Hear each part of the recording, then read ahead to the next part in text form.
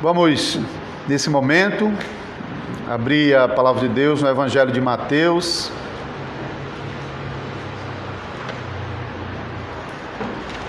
capítulo 20, versículos 1 a 16.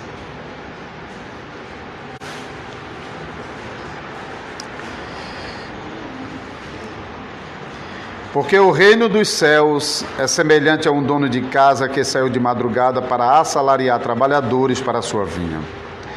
E tendo ajustado com os trabalhadores a 1 denário por dia, mandou-os para a vinha.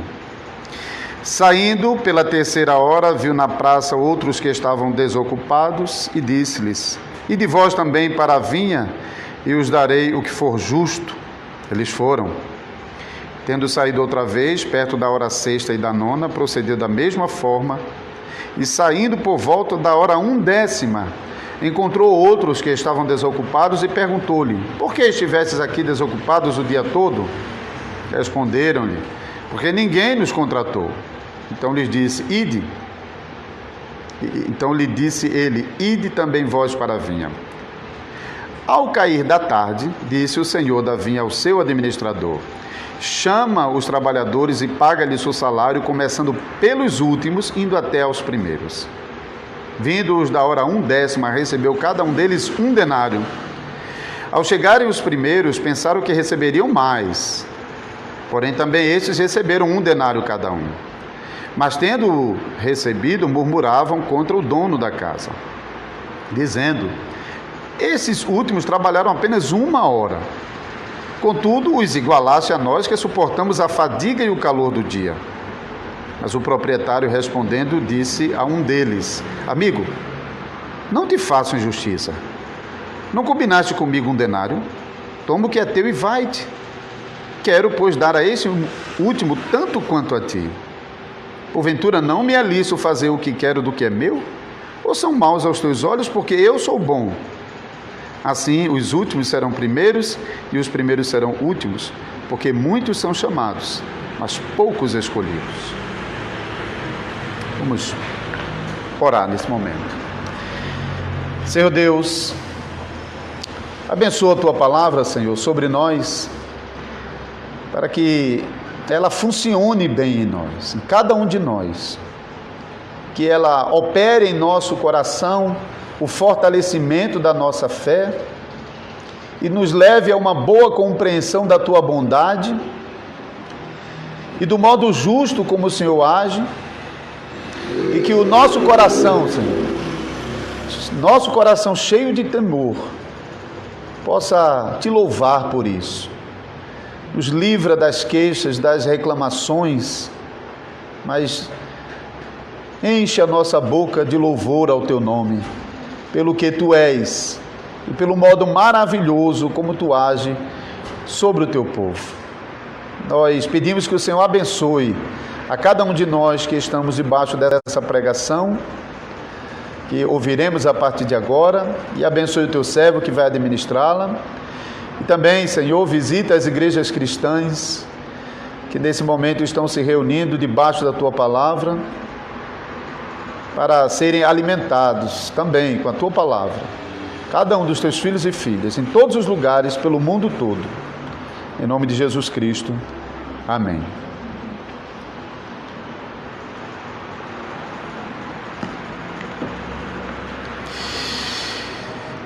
Amada congregação do Senhor Jesus Cristo, você deixa tudo para seguir o Senhor Jesus. O que você recebe como recompensa? Os discípulos de Jesus fizeram essa pergunta ao Senhor Jesus no finalzinho do capítulo anterior. Você pode ver o capítulo 19, o versículo 27. Então lhe falou Pedro: Eis que nós tudo deixamos e te seguimos. Que será, pois, de nós?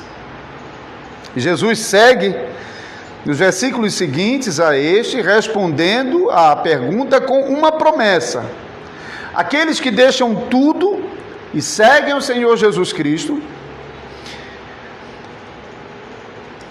eles receberão a recompensa já agora e no futuro sentarão sobre tronos. Receberão 100 vezes mais nesta vida e no porvir a vida eterna. Muita bênção, muita recompensa. Então vale a pena, irmãos e irmãs, vocês abrirem mão de qualquer coisa nessa vida que não esteja contribuindo para que vocês sirvam bem ao Senhor Jesus Cristo. Não importa o valor que isso tenha para vocês, não importa. Vale a pena abrir mão de tudo para seguir ao Senhor Jesus Cristo, porque as recompensas que Ele tem reservado para você nesta vida vale 100 vezes mais do que qualquer dessas coisas. E no futuro vocês terão a vida eterna junto do Salvador de vocês. Fiel é aquele que prometeu, como diz a palavra de Deus. Depois de ter respondido a pergunta dos discípulos com esse ensinamento, o Senhor Jesus contou uma história para reforçar ainda mais o ensino que ele estava dando aos seus discípulos, que é a parábola que nós encontramos nesses primeiros 16 versículos do capítulo 20.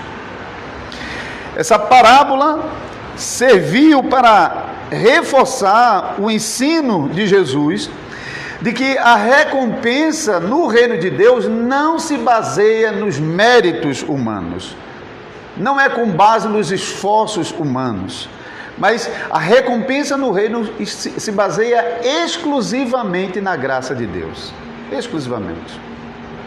Então vamos à parábola. Um dono de casa tinha uma grande vinha e em um dado momento o homem foi bem cedo à praça da cidade, versículo 1, para buscar trabalhadores para trabalhar na vinha. Essas praças nas cidades antigas, pouco diferente do que hoje, não, hoje tem praça em todo lugar, mas geralmente essas praças ou ágoras, às vezes até nos joguinhos, nos games você vê muito as ágoras, né? Eram as praças onde tudo acontecia, era o centro da vida das comunidades.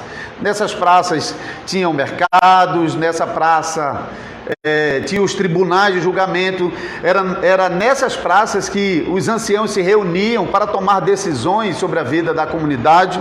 Então tudo acontecia nessas praças. Então esse homem deixa a sua fazenda, vai até a praça, onde geralmente os trabalhadores ficavam esperando que alguém os chamasse. Quem morou interior aqui sabe que é assim. Até hoje você pode ver isso. Você chega nas pracinhas de algumas cidades interior, está lá cheio de homens lá, sentados lá, esperando que aqueles carros, especialmente em região canavieira, esperando que o caminhão chegue para oferecer trabalhos a eles.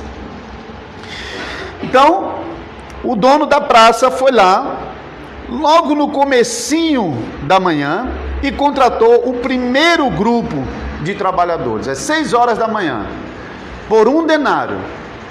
1 denário era o valor básico de um dia de trabalho servil. É difícil hoje, porque cada categoria tem um salário diferente, mas uma diária de trabalhador comum, R$150 talvez, mas era um valor de referência para um dia inteiro de trabalho, quem começando pela manhã até o final da tarde, dedicando-se ao trabalho ao seu patrão, e receberia então 1 denário. Esses primeiros trabalhadores realmente trabalharam o dia inteiro, desde as 6 da manhã, sendo contratados até o final da tarde, para receber o valor correspondente a uma diária, 1 denário. Mas às 9 horas da manhã, o patrão mais uma vez vai à praça e contrata outro grupo de trabalhadores, prometendo a pagar eles o que fosse justo. Versículo 3 e 4. E note bem aqui, isso é importante, porque a promessa do patrão aqui é pagar o que fosse justo. O que esses funcionários, esses empregados esperavam é que eles receberiam proporcionalmente à quantidade de horas que eles estavam trabalhando, já que eles não começaram no comecinho do dia como aqueles primeiros trabalhadores, hein? Eles estavam começando um pouco tarde. E o dono da vinha repetiu esse procedimento ao meio-dia e às 3 horas da tarde. tá? Já perto das 6 horas da tarde, perto do final do expediente, o dono da vinha vai outra vez à praça e encontra lá ainda um grupo de homens que até aquele momento estavam lá sem ocupação, sem trabalho. Versículos 6 e 7, então, ele oferece a esses homens trabalho para esse último grupo de trabalhadores. Quando termina o expediente de trabalho, talvez um pouco depois das 6 horas, então o dono da vinha manda o seu empregado, o seu mordomo, o seu administrador, a reunir os trabalhadores e então começar a pagar pelo trabalho de cada um deles. Mas ele orienta o seu administrador para começar a pagar dos últimos, desses que trabalharam ali talvez menos de 1 hora. Mas para a surpresa de todos, inclusive deles, que não esperavam receber um denário, eles esperavam receber o que fosse justo. Eles trabalharam 1 hora, era justo receber pelo trabalho de 1 hora, já que foi prometido aos primeiros trabalhadores a diária de um dia de trabalho. Então, o servo do patrão, começando pelos que haviam trabalhado apenas 1 hora, pagou o denário e assim foi pagando o mesmo denário a todos os trabalhadores, até chegar naqueles primeiros trabalhadores que haviam trabalhado o dia inteiro. Então, quando esses trabalhadores que haviam trabalhado o dia inteiro, desde bem cedo até o final da tarde, quando chegou a vez deles receberem o pagamento, eles se queixaram, porque afinal de contas, eles haviam trabalhado debaixo de sol quente, desde o início da manhã até o pôr do sol. Eles reclamaram porque os outros trabalhadores que não trabalharam como eles, não trabalharam a mesma quantidade de horas, e até teve aqueles que trabalhou 1 hora ou menos do que isso, mas no final das contas eles receberam o mesmo valor, versículo 10 a 12. Então é disso que eles estão se queixando aqui, e aqui é o ponto importante da parábola, é realmente a chave aqui da parábola, porque notem que o motivo de murmuração desses trabalhadores não foi porque eles haviam recebido menos do que o que fora combinado. O ponto aqui não é esse, eles não estão reclamando que o patrão foi injusto, que prometeu a eles um denário e agora na hora de pagar está pagando menos do que foi combinado. Esse não é o ponto aqui não. Eles estão reclamando porque eles achavam que eles deveriam receber mais do que o patrão havia estipulado. Mas veja, se o patrão tivesse pagando menos do que havia estabelecido, podemos considerar que isso seria injustiça, já que foi combinado um valor. Mas aqui não é o que está acontecendo. Esses trabalhadores que trabalharam pelo combinado de um denário se acharam, no final das contas, merecedores de receber mais do que o patrão havia combinado com eles.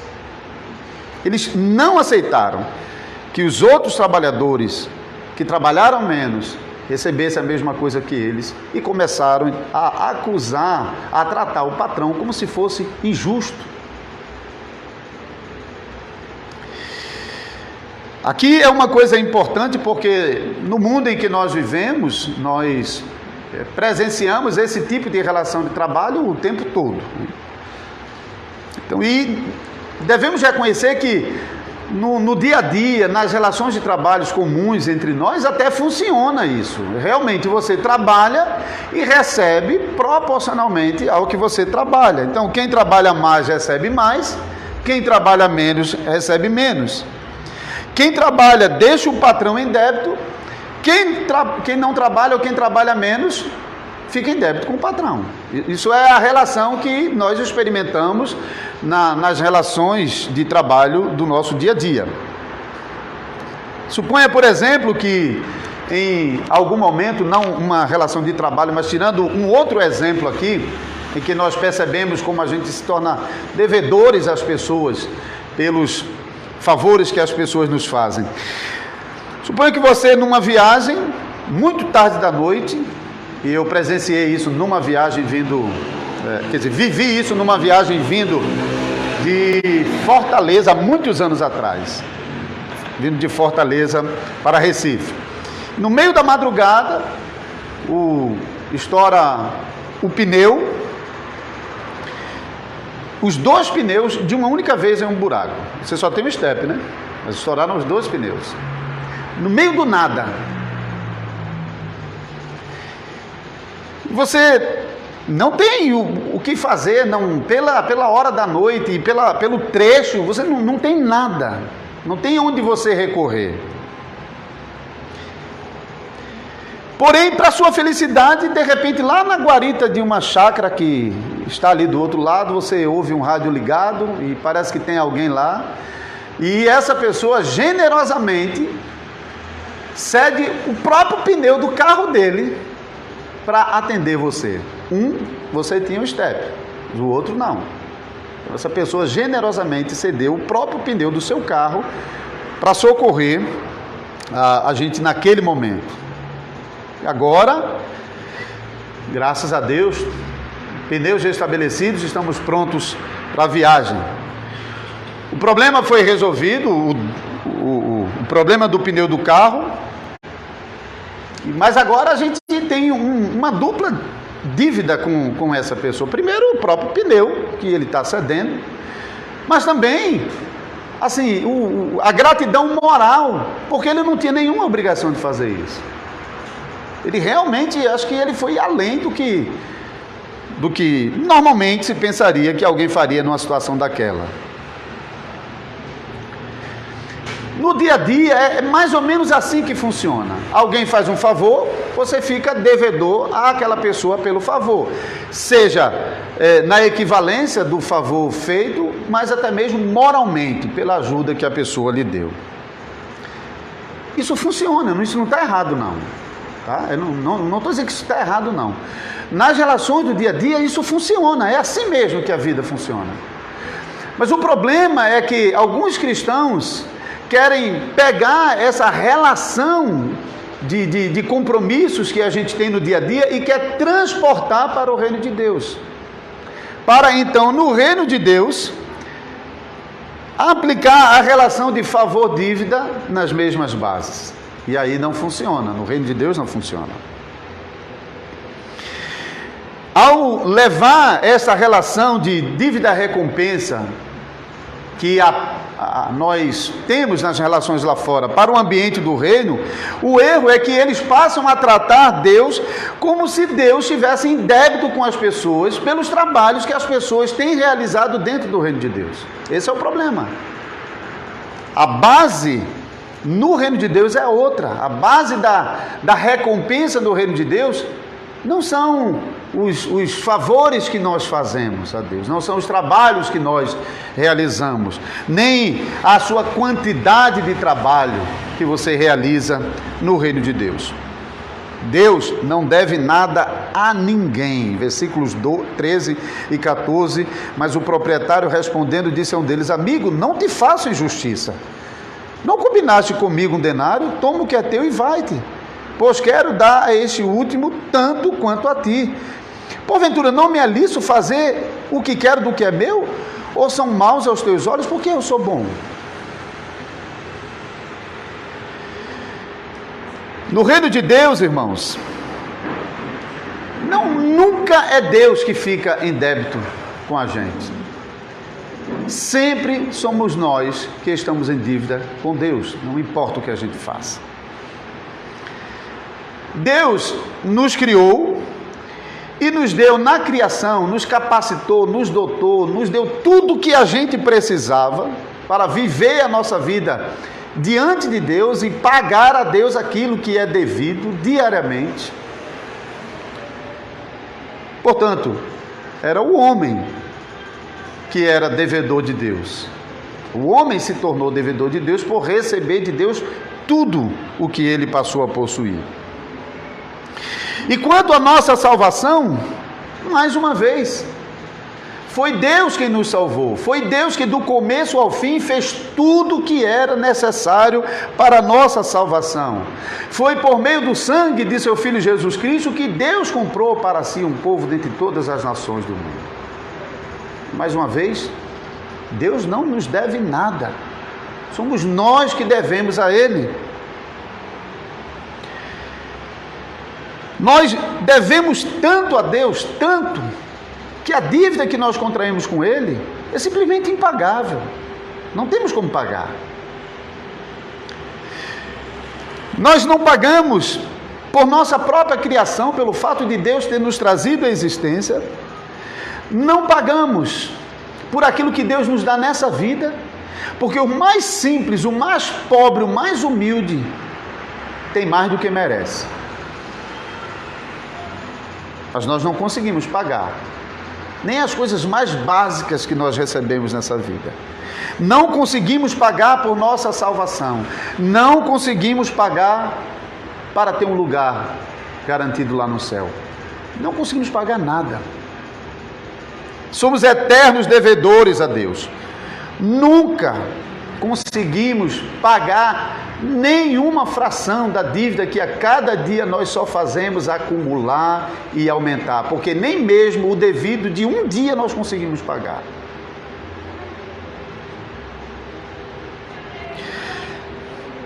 Numa hipótese de você conseguir pagar a sua dívida, imagine aí que você conseguiu pagar a sua dívida, que a gente sabe que isso não é possível. Mas mesmo que isso acontecesse, nós aprendemos a parábola de Lucas 17:30 que no final das contas, que tipo de servo você é? Que só fez o que era obrigado a fazer. Um servo inútil, prestável. Se você só fez aquilo que você devia fazer, servo inútil. Mas o nosso Deus, irmãos, que faz todas as coisas segundo o conselho da sua vontade, Ele tem todo o direito de cobrar o débito devido aos pecadores. Da mesma maneira que Ele também tem o direito de perdoar a dívida de quem Ele quiser. Ele tem o direito. Ele tem o direito de nos lançar no inferno, mas Ele também tem o direito de perdoar os nossos pecados e nos recompensar com salvação. Ele pode fazer isso. Deus tem todo o direito de dar aos últimos o mesmo que tem prometido aos primeiros, versículo 16. Assim, os últimos serão primeiros e os primeiros serão últimos. E nós vemos como Jesus aplicou o que ele está ensinando aqui, mais tarde ao ladrão da cruz. Porque o ladrão da cruz, quando mostrou a sua fé no Salvador, ele não teve a chance de se reunir com os discípulos para demonstrar a sua gratidão e a sua confiança e a sua fé e a sua dedicação a Deus. Ele não teve chance de fazer isso. Mas Jesus deu a ele o mesmo que estava dando aos seus discípulos. A salvação que nem ele nem os discípulos mereciam.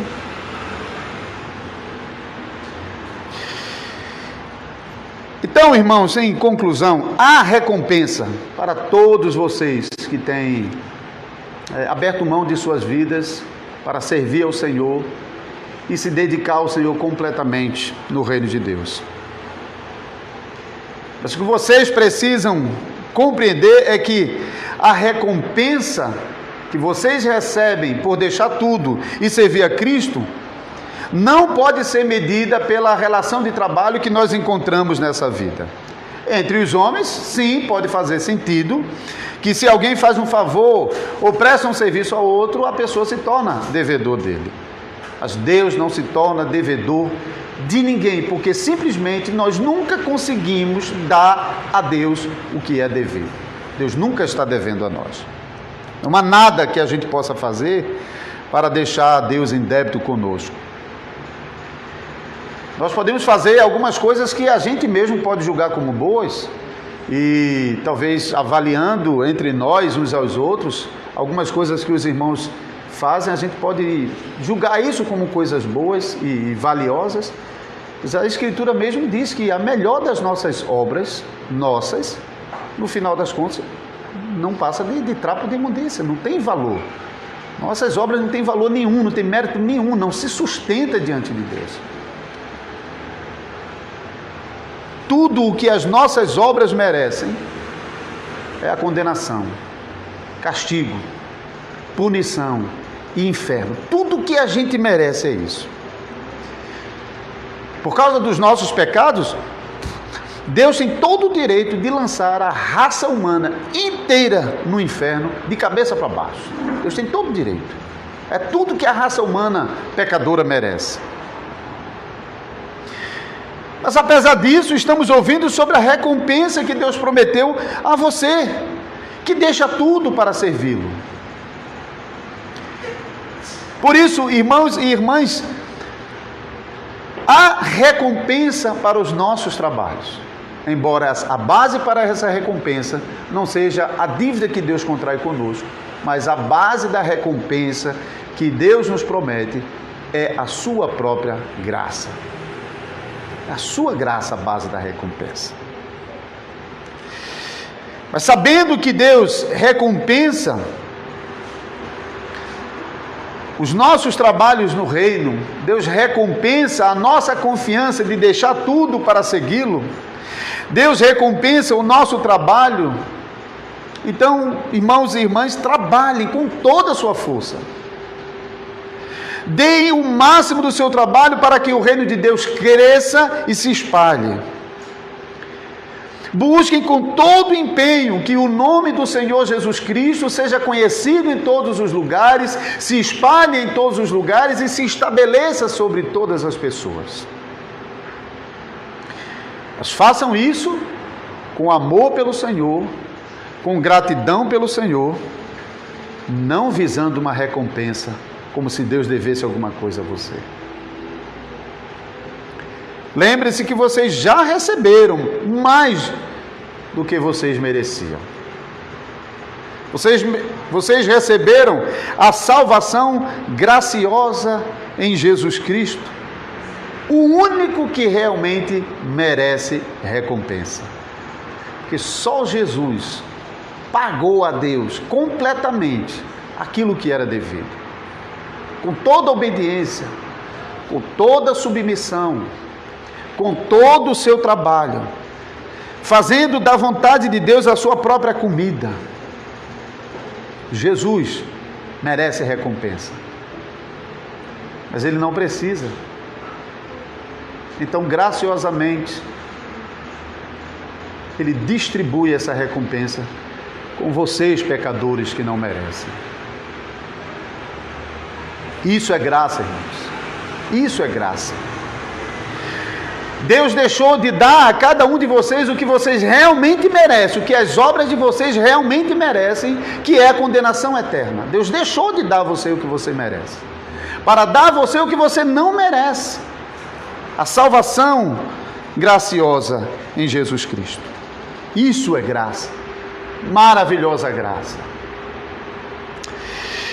E louvamos a Deus por isso, porque graças a Deus, Ele não prometeu nos recompensar segundo as nossas próprias obras.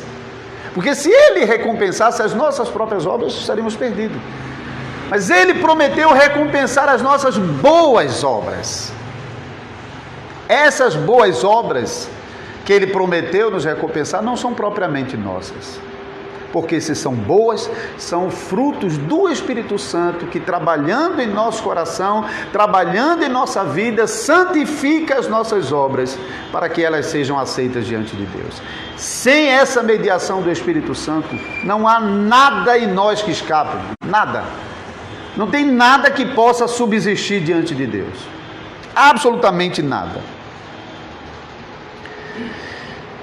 Mas, graças a Deus, Deus não vai recompensar as nossas próprias obras, mas as boas obras que o próprio Espírito Santo está operando em nossas vidas.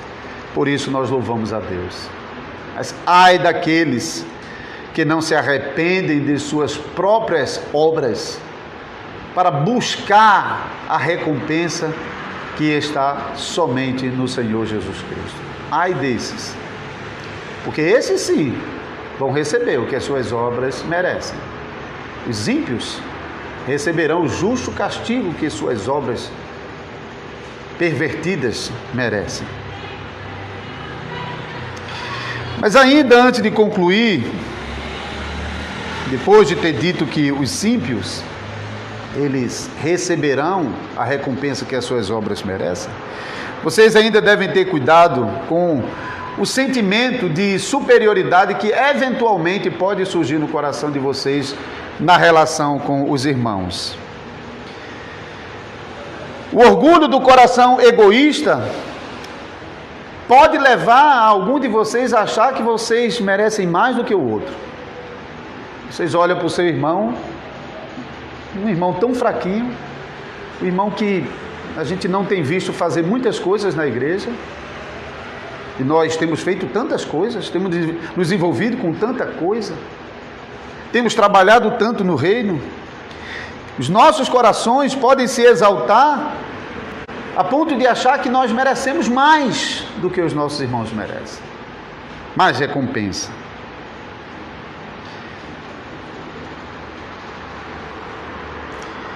Orem para que Deus livre vocês desse sentimento,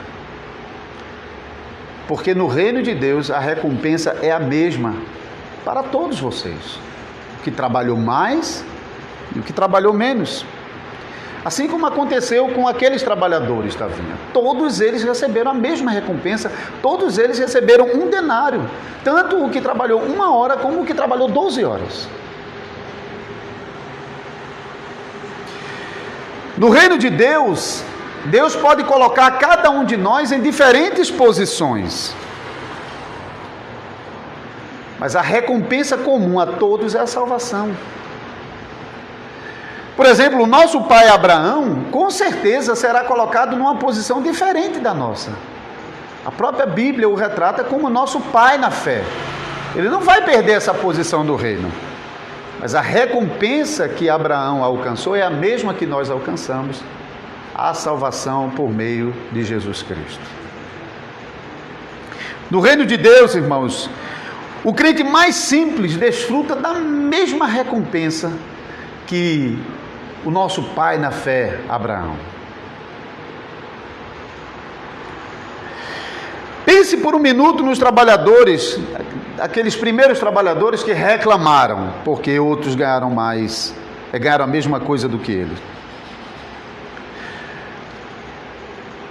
Até em comentários eu percebi isso, que alguns estão olhando para esses trabalhadores como se eles representassem os ímpios, ingratos a Deus, porque eles não foram alcançados por Deus. Mas isso não é verdade não, porque eles foram alcançados sim. Eles receberam a mesma recompensa que os demais, não tem distinção nenhuma aqui, não tem como criar essa distinção.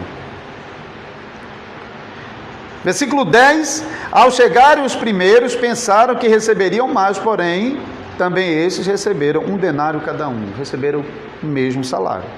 Não receberam mais, nem podiam e nem justificavam isso. E notem ainda que o dono da vinha, no meio desse grupo, tinha alguém aqui que parece que estava, como sempre acontecia, liderando o grupo, porque esse senhor da vinha, no versículo 13 e 14, se dirige particularmente a esse homem. Mas o proprietário respondendo disse a um deles: amigo, não te faça injustiça. Não combinaste comigo 1 denário? Toma o que é teu e vai. Pois quero dar a este último tanto quanto dei a ti. Mesma coisa. Mas note aqui que é essa iniciativa do patrão de buscar o coração desse trabalhador que estava se corroendo em seu pecado, em sua ganância, em sua ingratidão. Muitas vezes crentes estão manifestando esse mesmo comportamento. recebeu a salvação de Deus, mas quer mais. Isso não é suficiente. Ser salvo, morar no céu, não. Eu quero saber o que é que Ele vai me dar agora aqui.